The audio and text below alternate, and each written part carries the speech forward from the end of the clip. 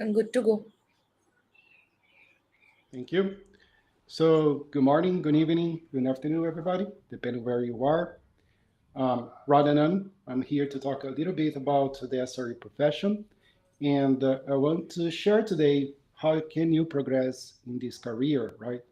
I hope you have enjoyed the latest webinar on SRE. So here for today is really now focus on women and how they can progress in this career. So just to share a little bit about me, I'm Brazilian father. I also like to cook. I'm also a GSDC Technical Advisory Board member. And just putting a disclaimer here, my opinions are my own, right? I'm also an author of the Become a Rockstar SRE book, and also having the SRE Manifesto as one of my personal projects. Okay, without ado, let's talk about SRE career. So first of all, I like to tell you how you can learn SRE, right? Maybe now we should start there. And I like to say that you need to have at least three things or three different traits in your person. The first thing you need to have is interested or maybe affinity to start this journey, to start learning SRE. And then to continue on this journey or this learning path, you need to have attitude and later on aptitude. So you can think about affinity, attitude, and aptitude. Usually we start with no knowledge. Many of you don't know what is what SRE is or what to do with SRE. And for those that have no knowledge, the first step is really to earn or gain conceptual knowledge, and you can do that through courses, right? There are various courses available in the internet, in the learning platforms, in GSDC as well. So after you gain this conceptual knowledge, now you know what to do with SRE, why site reliability engineering is important, and why it is one of the most successful movements in the world, right? But to continue on this journey, you need, of course, to gain practical knowledge. So you need to know how to do SRE. It's not just what is SRE or what SRE is or the concept of knowledge with basic principles and practice, but you want to know how to apply that to products. And the best way to pro that is through labs. And your personal computing or your laptop is your first lab. So keep that in mind. You don't need to have any special lab outside your home. Just use your laptop to start learning the technologies around SRE, right? In the practices that we use on a daily basis. So for that, you need attitude. Then, of course, you need to apply your conceptual knowledge and practical knowledge on real products. And the best way to do that is to have a mentor, right? Mentoring is something that can really help you create a safe environment where you can try those practices, implement those practices, try out those concepts, those practical and conceptual knowledge that you have on a real product, actual product. And of course, a mentor can create this safe environment for you because it is something you can do under his or her supervision.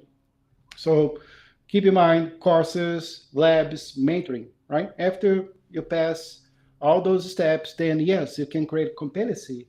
Now you have knowledge, you have ability and experience to perform site reliability engineering anywhere, right? And that is where you are ready now for new journeys.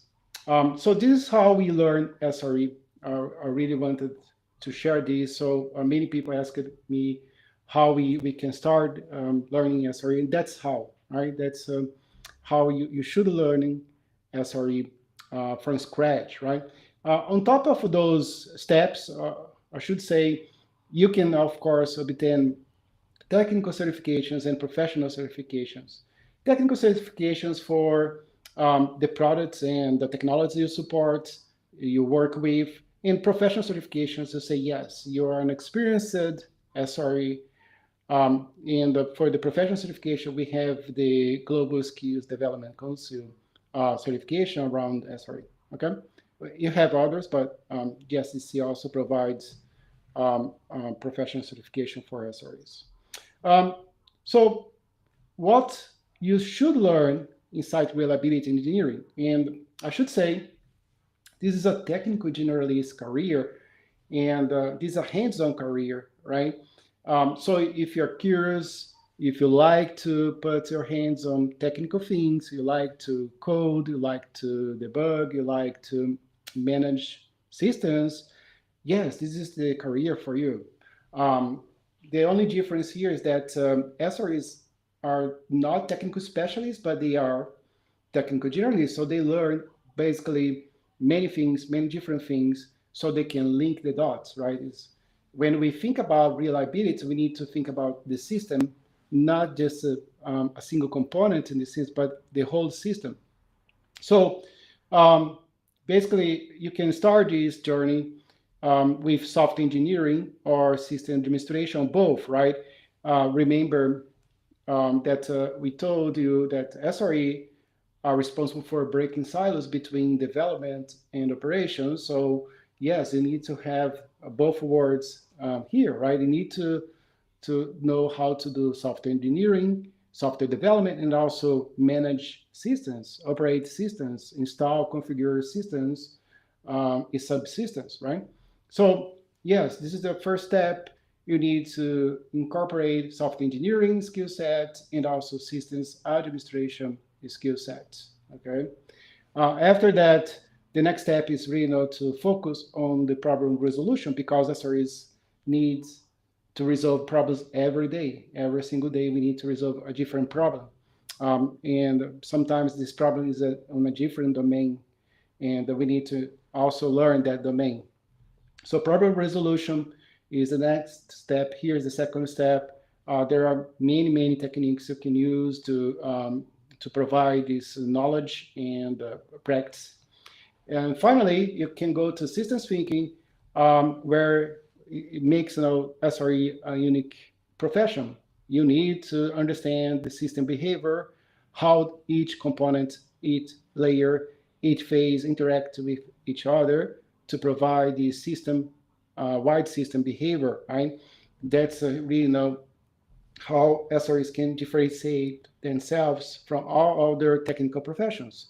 And there are many techniques and practice inside systems thinking.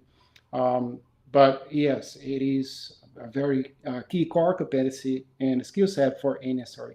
And then, of course, we need to learn monitoring event, because this is the basis of SRE, is to make systems observable.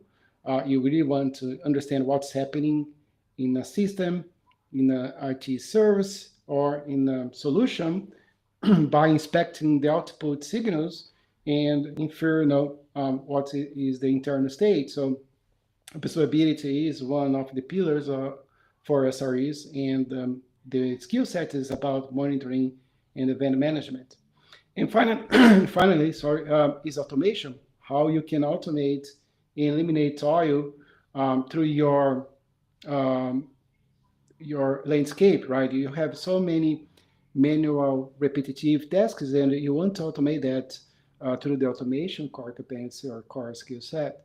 Of course, there are many other SRE practices and skill sets, but my personal recommendation is to start with those five initial core competencies, right? So think about that when you're starting a new SRE journey. And of course, the learning is infinite, right? We always are learning something new. Um, if you ask me about technology, yes, you can start with Kubernetes for the platform. For observability, we have at least four most adopted technologies, which are Grafana, Zabbix, Prometheus, and OpenTelemetry. And for automation, Ansible and Terraform are the most adopted technologies for that.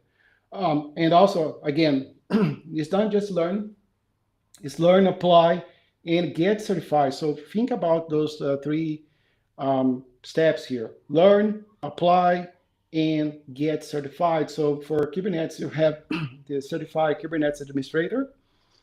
For Prometheus, you have the Prometheus certified associate. Zabbix also have the certified specialist. In Terraform, you have the Terraform associate. So those are the possible certifications you can earn by not just learning, but applying in a practical way with actual products and customers, and then certify you have that experience. Um, and I want to leave you with a personal message here, since we are in the International Women Days, and I want to tell you personal story, right? So I have learned from two amazing human in my life, right? And I think those are the best lessons learned that I had, and they I use those lessons learned until today, right? They really mold and form my career, my professional career, but also my character. So the first woman that I want to tell you about is my mom, right? My mom is an example of a resilient person, right? She faced two bankruptcies. Also, she faced a divorce. She faced so many adversities, and she continues to be there for me. So I definitely see her as a resiliency example for me, right? And people, not just systems, they need to have a resilience, right? You need to have a resilience because adversity is common thing, right? It's a common knowledge for everybody, right? Life is hard, can be good, right? But it can be harder sometimes. And if you're not resilient, then you're not able to adapt to those adversities, and you're going to crash, right? It doesn't matter if you go down, but you need to get up and fight, right? So resilience is not just important for people, but also for systems, right? And resilience is one of the components for reliability, right?